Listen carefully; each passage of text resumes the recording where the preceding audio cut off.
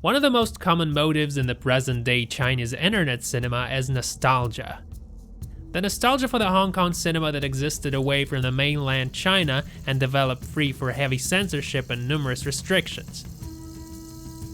Tai Chi's Beast Mound is a nod to the adventure action fantasy movies made by Shaw Brothers Studio that peaked in the late 70s. Clan wars, dangerous conspiracies, insidious villains that have been hatching their evil plans for decades, and young warriors that keep losing and getting back their kung fu skills. All of that was taking place against the backdrop of fairy tale-ish adventures filled with deadly traps and bloodthirsty monsters.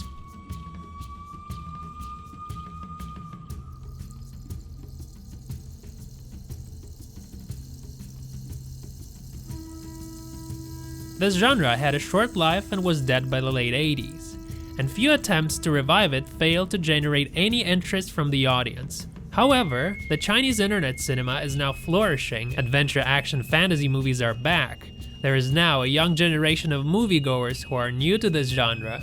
As for all people, they're feeling nostalgic.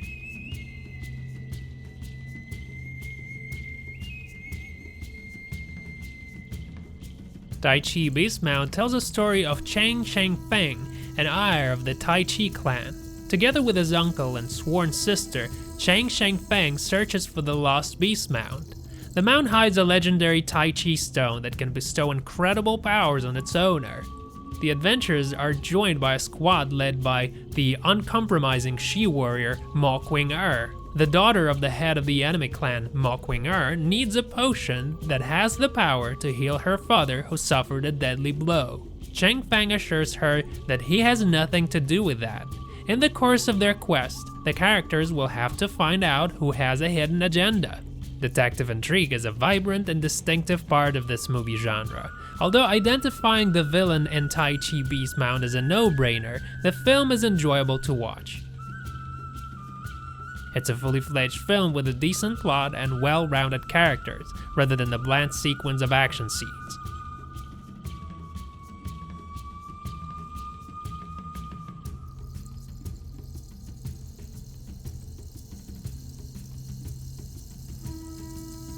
Speaking about the action scenes, they're not watchable if you have a pretty high tolerance for bad special effects. The monsters in Tai Chi Beast Mound look sketchy, and the green screen backgrounds are unrealistic, to say the least.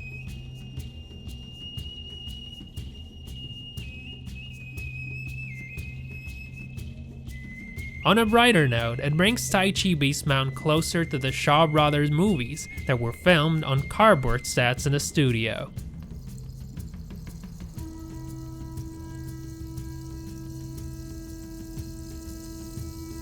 Poor computer graphics is a common drawback of the Chinese online cinema. That, I'm afraid, will never go away.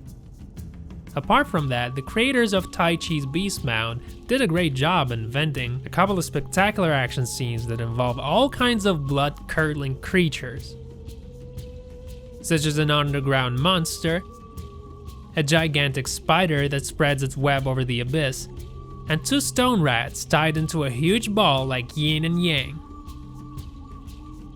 On the top of that, we see hand-to-hand combats in which the characters are hanging by ropes and using the Tai Chi fighting style that was teased in the title.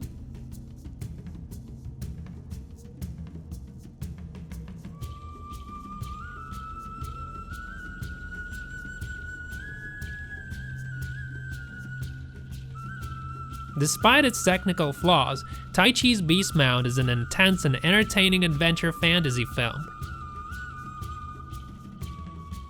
Colossal monsters, hand-to-hand fighting, and good narrative make for an enjoyable pastime.